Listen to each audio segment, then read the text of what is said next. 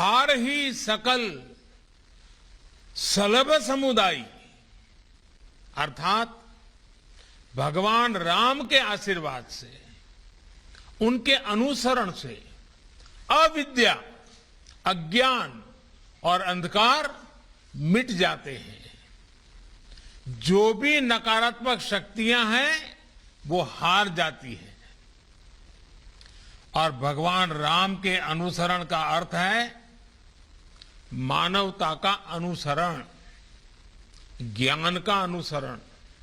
इसलिए गुजरात की धरती से बापू ने राम राज्य के आदर्शों पर चलने वाले समाज की कल्पना की थी। मुझे खुशी है कि गुजरात के लोग उन मूल्यों को मजबूती से आगे बढ़ा रहे हैं, उन्हें मजबूत कर रहे हैं। सौराष्ट्र पटेल सेवा समाज द्वारा शिक्षा के क्षेत्र में आज की गई ये पहल भी इसी कड़ी का एक हिस्सा है। आज फेज 1 हॉस्टल का भूमि पूजन हुआ है। मुझे बताया गया है कि साल 2024 तक दोनों फेज का काम पूरा कर लिया जाएगा। कितने ही युवाओं को, बेटे बेटियों को आपके इन प्रयासों से एक नई दिशा मिलेगी, उन्हें अपने सपनों को साकार करने का अवसर मिलेगा। मैं इन प्रयासों के लिए सौराष्ट्र पटेल सेवा समाज को और विशेष रूप से अध्यक्ष श्री कांजी भाई को भी और उनकी सारी टीम को बहुत बहुत बधाई देता हूं। मुझे इस बात से भी बहुत संतोष है कि सेवा के इन कार्यों में समाज के हर वर्ग को साथ लेकर चलने की चेष्टा है, प्रयास है। साथियों, जब मैं अलग अलग क्षेत्रों में सेवा के ऐसे कार्यों को देखता हूं तो मुझे गर्व होता है कि गुजरात किस तरह सरदार पटेल की विरासत को आगे बढ़ा रहा है। सरदार साहब ने कहा था और सरदार साहब के वाक्य हमने अपने जीवन में बांध के रखना है। सरदार साहब ने कहा था, जाति और पंथ को हमें रुकावट नहीं बनने देना है। हम सभी भारत के बेटे और बेटियां हैं। हम सभी को अपने देश से प्रेम करना चाहिए।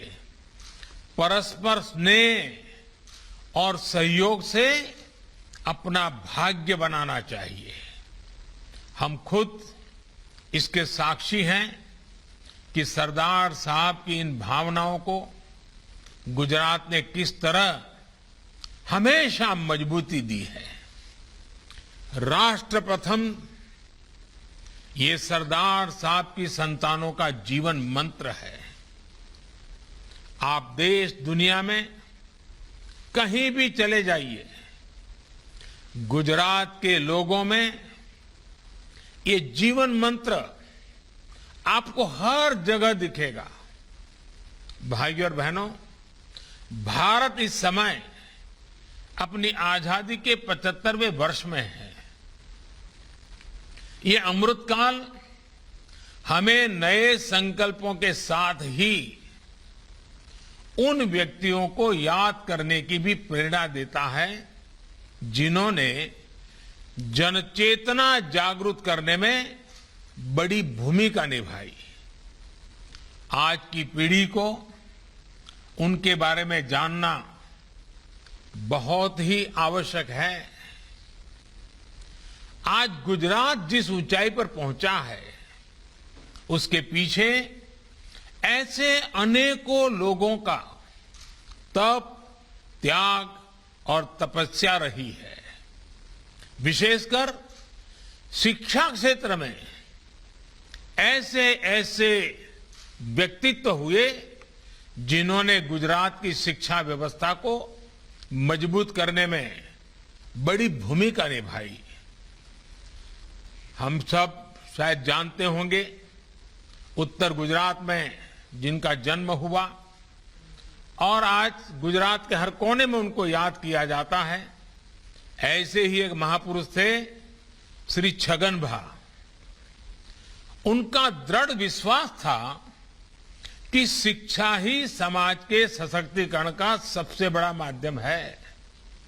आप कल्पना कर सकते हैं, आज से 102 साल पहले 1919 में उन्होंने कड़ी में सर्व विद्यालय केळवणी मंडल की स्थापना की थी। ये छगन भा का ये दूरदृष्टि काम था, ये उनकी दृष्टि थी, उनका विजन था, उनका जीवन मंत्र था, कर भला होगा भला। और इसी प्रेरणा से वो आने वाली पीढ़ियों के भविष्य को संवारते रहे। जब 1929 में गांधी जी छगन भाजी के मंडल में आए थे तो उन्होंने कहा था कि छगन भा बहुत बड़ा सेवा कार्य कर रहे हैं। उन्होंने लोगों से ज्यादा संख्या में अपने बच्चे छगन भा के ट्रस्ट में पढ़ने के लिए भेजने को कहा था। साथियों, देश की आने वाली पीढ़ियों के भविष्य के लिए अपना वर्तमान खपा देने वाले ऐसे ही एक और व्यक्ति का जिक्र मैं जरूर करना चाहूंगा, वो थे भाई काका। भाई काका ने आणंद और खेड़ा के आसपास के इलाके में शिक्षा व्यवस्था को मजबूत करने के लिए बहुत काम किया था। भाई काका स्वयं तो इंजीनियर थे, करियर अच्छा चल रहा था, लेकिन सरदार साहब के एक बार कहने पर उन्होंने नौकरी छोड़ दी और अहमदाबाद म्युनिसिपैलिटी में काम करने आ गए थे। कुछ समय बाद वो चरोतर चले गए थे, जहां उन्होंने आणंद में चरोतर एजुकेशन सोसाइटी का काम संभाला। बाद में वो चरोतर विद्या मंडल से भी जुड़ गए थे। भाई काका ने उस दौर में एक रूरल यूनिवर्सिटी का सपना भी देखा था। एक ऐसी यूनिवर्सिटी जो गांव में हो और जिसके केंद्र में ग्रामीण व्यवस्था के विषय हो। इसी प्रेरणा से उन्होंने सरदार वल्लभ भाई पटेल यूनिवर्सिटी के निर्माण में अहम भूमिका निभाई थी। ऐसे ही भिखाभाई पटेल भी थे, जिन्होंने भाई काका और सरदार पटेल के साथ काम किया था। साथियों, जो लोग गुजरात के बारे में कम जानते हैं, उन्हें मैं आज वल्लभ विद्यानगर के बारे में भी बताना चाहता हूं। आप में से काफी लोगों को पता होगा, ये स्थान करमसद, बाकरोल और आणंद के बीच में पड़ता है। इस स्थान को इसलिए विकसित किया गया था ताकि शिक्षा का प्रसार किया जा सके, गांव के विकास से जुड़े कामों में तेजी लाई जा सके। वल्लभ विद्यानगर के साथ सिविल सेवा के दिग्गज अधिकारी एचएम पटेल जी भी जुड़े थे।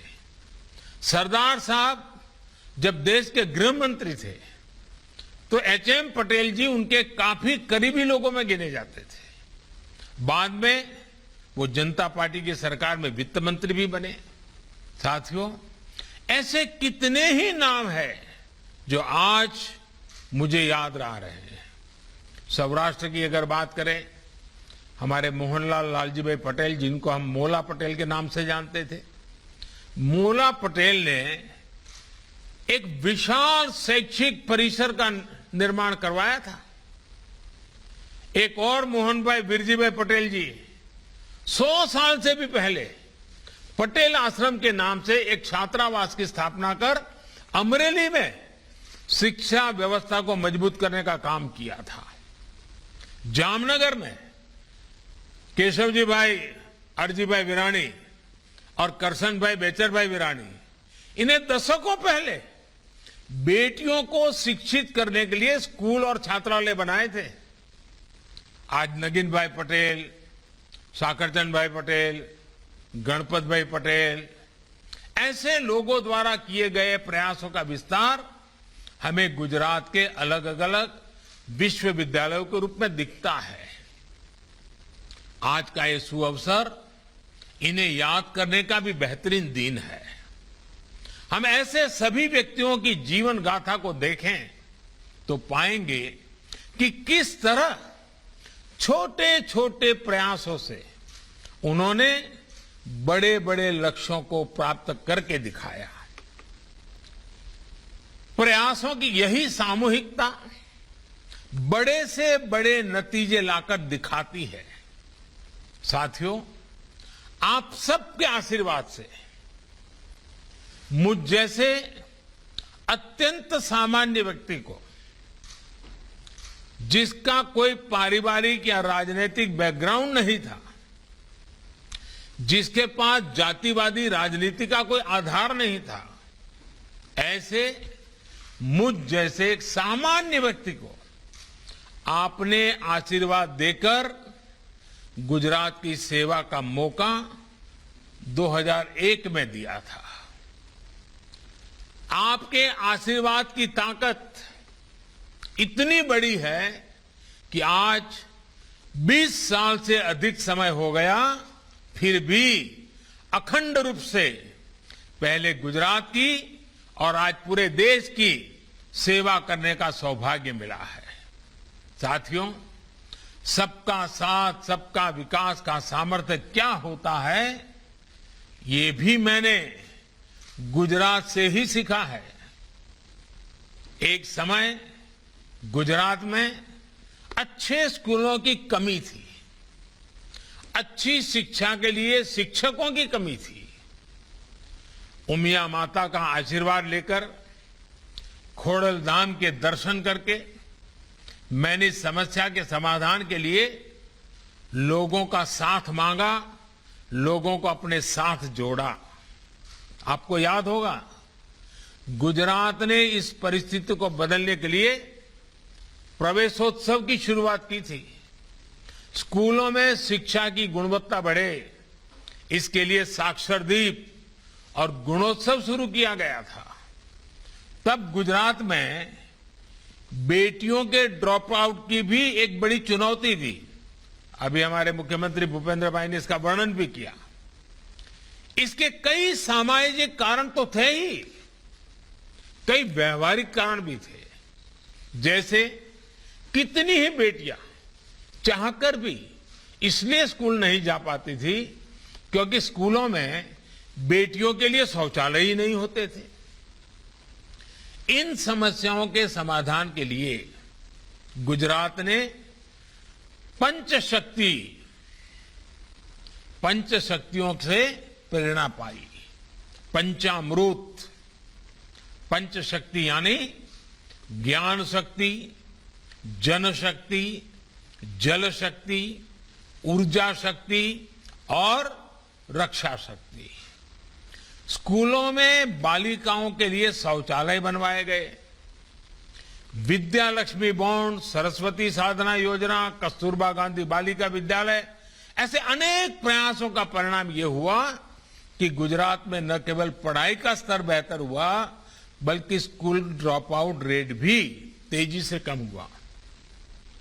मुझे खुशी है कि आज बेटियों की पढ़ाई के लिए, उनके भविष्य के लिए प्रयास लगातार बढ़ रहे हैं।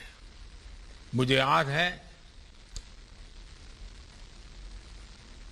ये आप ही लोग थे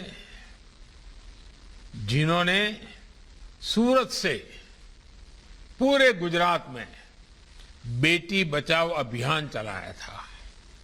और मुझे याद है, उस समय मैं आपके समाज के लोगों के बीच में आता था तो ये कड़वी बात बताए बिना कभी चुकता नहीं था।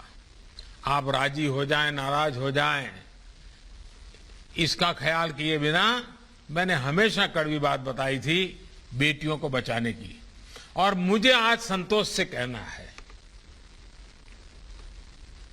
कि आप सबने मेरी बात को उठा लिया और आपने सूरत से जो यात्रा निकाली थी, पूरे गुजरात में जाकर के, समाज के हर कोने में जाकर के, गुजरात के हर कोने में जाकर के बेटी बचाने के लिए लोगों के शपथ दिलवाए थे। और मुझे भी आपके उस महाप्रयास में आपका साथ जुड़ने का मौका मिला था। बहुत बड़ा प्रयास किया था आप लोगों ने। गुजरात ने रक्षा शक्ति यूनिवर्सिटी, अभी हमारे भूपेंद्र भाई बड़ा विस्तार से यूनिवर्सिटी का वर्णन करते थे, लेकिन मैं भी इसको दोहराना चाहता हूं, ताकि जब आज देश के लोग इस कार्यक्रम को देख रहे हैं तो उनको भी पता चले। गुजरात ने इतने कम समय में रक्षा शक्ति यूनिवर्सिटी, दुनिया की पहली forensic science university, law university और दीनदयाल एनर्जी यूनिवर्सिटी, इसके साथ ही दुनिया की पहली children's university, teachers training university, sports university, Kamdhenu university जैसी अनेकों इनोवेटिव शुरुआत करके देश को नया मार्ग दिखाया है। आज इन सारे प्रयासों का लाभ गुजरात की युवा पीढ़ी को मिल रहा है। मैं जानता हूं आप में से अधिकतर को इनके बारे में पता है और अभी भूपेंद्र भाई ने बताया भी है, लेकिन आज मैं ये बातें आपके सामने इसलिए दोहरा रहा हूं क्योंकि जिन प्रयासों में आपने मेरा साथ दिया, आप मेरे साथ कंधे से कंधा मिलाकर के चले, आपने कभी पीछे मुड़कर के देखा नहीं, उससे मिले अनुभव आज देश में बड़े बदलाव ला रहे हैं। साथियों, आज नई राष्ट्रीय शिक्षा नीति के जरिए देश की शिक्षा व्यवस्था को भी आधुनिक बनाया जा रहा है। नई राष्ट्रीय शिक्षा नीति में प्रोफेशनल कोर्सेज की पढ़ाई स्थानीय भाषा में, मातृभाषा में कराए जाने का विकल्प भी दिया गया है। बहुत कम लोगों को समझ आ रहा है कि इसका कितना बड़ा प्रभाव पैदा होने वाला है। गांव का गरीब का बच्चा भी अब अपने सपने साकार कर सकता है। भाषा के कारण उसकी जिंदगी में अब रुकावट नहीं आने वाली है। अब पढ़ाई का मतलब डिग्री तक ही सीमित नहीं है, बल्कि पढ़ाई को स्किल के साथ जोड़ा जा रहा है। देश अपनी पारंपरिक स्किल को भी अब आधुनिक संभावनाओं से जोड़ रहा है। साथियों, स्किल का क्या महत्व होता है, इसे आपसे ज्यादा और कौन समझ सकता है। एक समय आप में से अधिकांश लोग सौराष्ट्र में अपना घर छोड़कर, खेत खलिहान छोड़कर, अपने दोस्त रिश्तेदार छोड़कर हीरा घिसने, हीरा घसू के रूप में सूरत आए थे। एक छोटे से कमरे में 8-8, 10-10 लोग रहा करते थे, लेकिन ये आपकी स्किल ही थी, आपका कौशल ही था, जिसकी वजह से आज आप लोग इतनी ऊंचाई पर पहुंचे हैं। और पांडुरंग शास्त्री जी ने तो आपके लिए कहा था, रत्न कलाकार कहा था। हमारे कांजी भाई तो स्वयं में एक उदाहरण है। अपनी आयु की परवाह न करते हुए वो पढ़ते ही गए, नया नया कौशल अपने साथ जोड़ते ही चले गए। और शायद आज भी पूछोगे कि कांजी भाई कोई पढ़ाई वढ़ाई चल रही है क्या, तो हो सकता है कुछ तो पढ़ते ही होंगे। ये बहुत बड़ी बात है जी। साथियों, स्किल और इकोसिस्टम से मिलकर आज नए भारत की नींव रख रहे हैं। स्टार्टअप इंडिया की सफलता हमारे सामने है।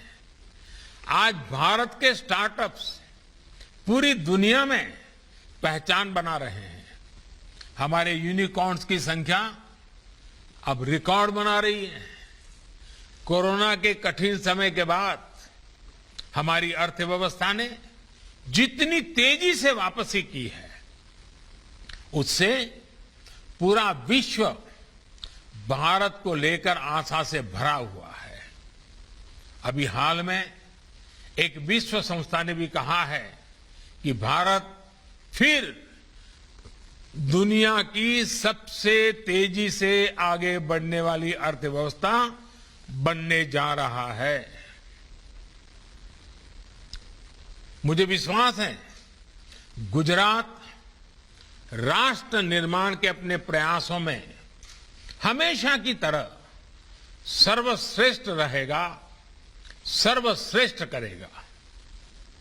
अब तो भूपेंद्र भाई पटेल जी और उनकी पूरी टीम एक नई ऊर्जा के साथ गुजरात की प्रगति के इस मिशन में जुट गए हैं।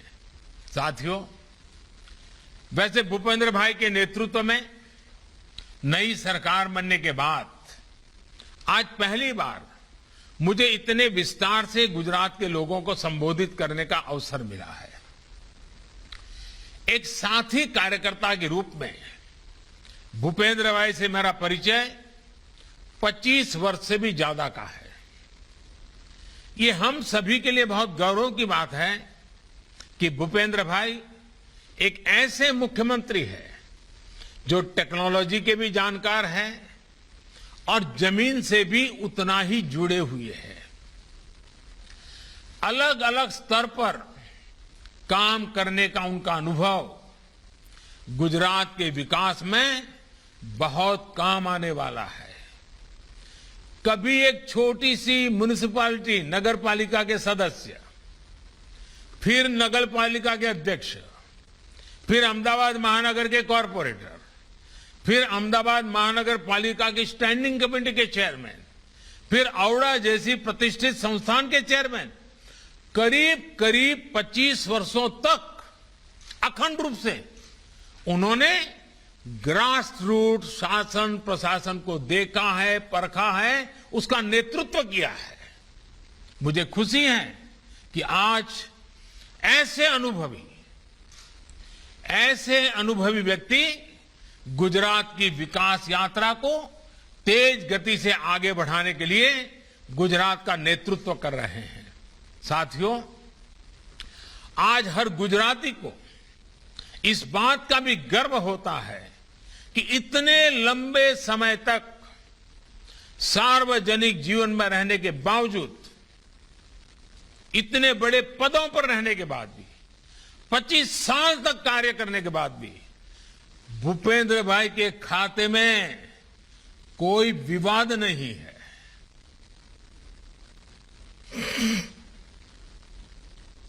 भूपेंद्र भाई बहुत ही कम बोलते हैं, लेकिन कार्य में कभी कोई कमी नहीं आने देते।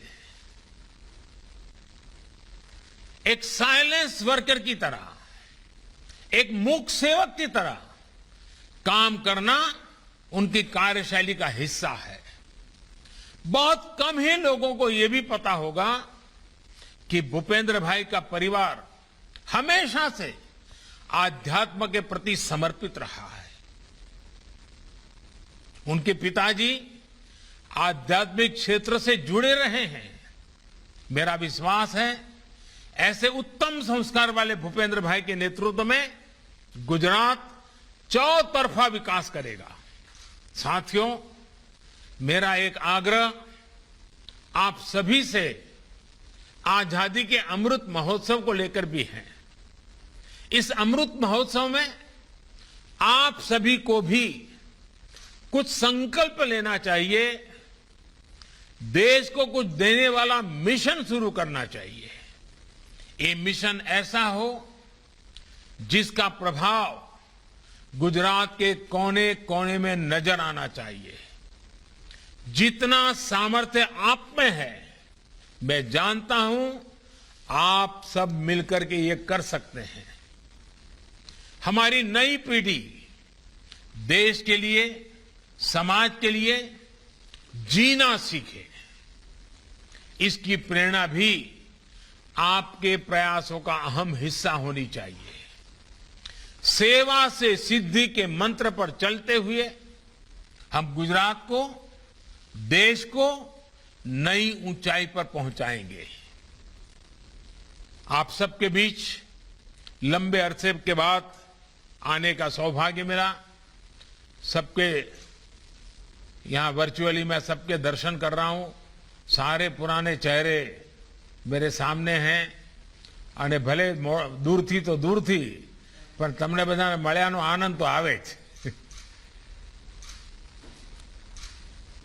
તમારી પ્રેમ વર્ષાનો અનુભવ થાય જ થાય।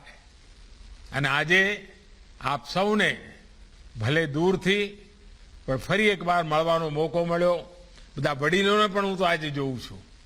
બધા ખૂબ મોટી ઉંમરના વડીલોએ બેઠા છે। એ બધા આશીર્વાદ આપવા માટે આવ્યા। એમનો પણ આભાર માનું છું। અને આપ સૌએ આટલો બધો પ્રેમ વરસાવ્યો અને ખૂબ મહત્વાકાંક્ષી યોજનાને સાકાર કરવા માટે આગળ ધપી રહ્યા છો। ત્યારે કાનજી